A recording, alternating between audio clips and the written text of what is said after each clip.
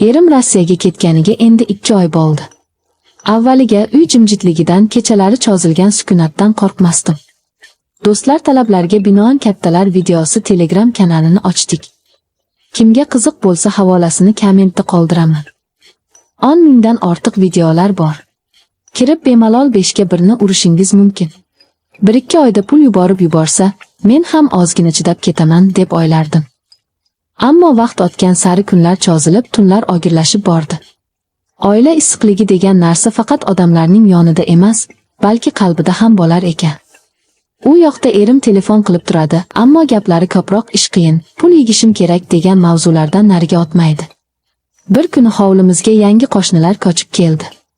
Ularning katta o'g'li Aziz yigitlik chog'ida edi, universitetni bitirib, ish topolmay ota-onasiga yordam berish uchun qishloqqa qaytgan ekan. Men uni ilk bor ko'rganimda ko'zlaridagi iliqlikni payqadim. Odatda yosh yigitlar ko'ziga qaramaydi, lekin Aziz doimo samimiy jilmayib, "Opa" deb murojaat qilardi. Kunlardan bir kun men bozorga borib kelayotib, og'ir xaltalarni ko'tarib qiynalib qoldim. Shu payt Aziz mashinasida kelib menga yordam berdi. O'sha kuni u meni uyimga qadar olib keldi. Oddiy yordam edi, lekin ko'nglimda allaqanday iliqlik uyg'otdi. Oradan kunlar o'tdi. Aziz ko'pincha hovlimiz yonidan o'tayotib salom berib ketardi. Ba'zan 1-2 og'iz suhbatlashib ham qolardik. U yosh bo'lishiga qaramay juda dono fikrlar aytar, odamni tinglashni bilardi. Erimning o'zi esa ko'pincha telefon orqali ham qiziqib so'ramasdi. Bir kuni yomg'ir yog'ib qoldi. Hovlimizda osilgan kirlarimni yigib olishim kerak edi, lekin birdaniga shiddatli yomg'ir quyib yubordi. Aziz chopib keldi-da menga yordam bera boshladi. Ikkimiz shoshilib kirlarni yigib ayvonga chiqib kulib yubordik. O'sha lahzada men birinchi marta uzoq vaqtdan beri o'zimni baxtli his qildim. "Siz juda charchayapsiz, opa", dedi Aziz. "Eringiz uzoqda, siz esa hamma narsani yolg'iz uddalaysiz." Uning so'zlaridan ko'nglim yumshab ketdi. Ko'zlarimga yosh qalqidi, men buni yashira olmadim. Aziz esa menga qarab, "Hammasi yaxshi bo'ladi" degandek jilmaydi. Vaqt o'tgan sari bizning suhbatlarimiz uzayib bordi.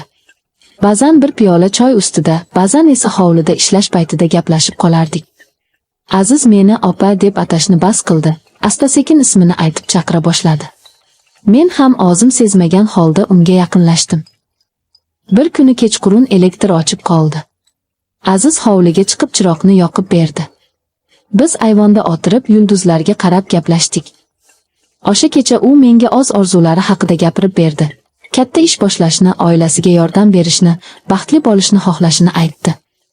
Men esa unga yuragimni ochib, ba'zan men o'zimni yolg'iz his qilaman. Erim uzoqda, lekin qalbim bo'sh. Buni aytish qiyin, lekin sen bilan gaplashganda men o'zimni tirik his qilaman, dedim. Aziz jim qoldi. Uning ko'zlarida mehr va hurmat aralash hissiyotlar yaltirardi. Kunlardan bir kun Aziz menga qarab shunday dedi: "Sizga nisbatan qalbimda boshqa hissiyot paydo bo'ldi. Men buni yashira olmayman. Ammo siz oilali ayolsiz. Men sizni hurmat qilaman."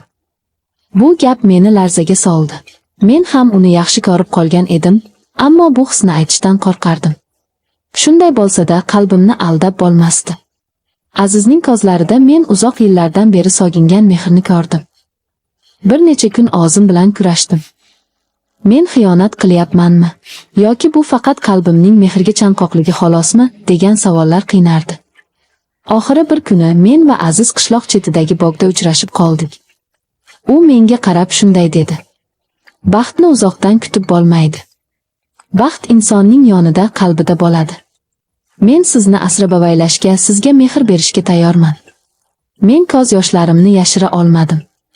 Chunki bu so'zlarni men 10 yildan beri hech kimdan eshitmagan edim. Aziz qo'limni ushlab, "Men sizni baxtli qilishni xohlayman", dedi. O'sha ondayoq men tanlovimni qildim. Endi yolg'izlikka ko'nikishni emas, balki qalbimni sevishga ruxsat berishni xohladim. Odamlar nima der degan qo'rquvlar ko'p edi. Ammo hayot bir marta beriladi. Erimning uzoqligi, sovuq so'zlari va quruq aloqasi menga yetarli dars bo'ldi. Aziz esa meni qadrlardi, menga tiriklik baxsh etardi.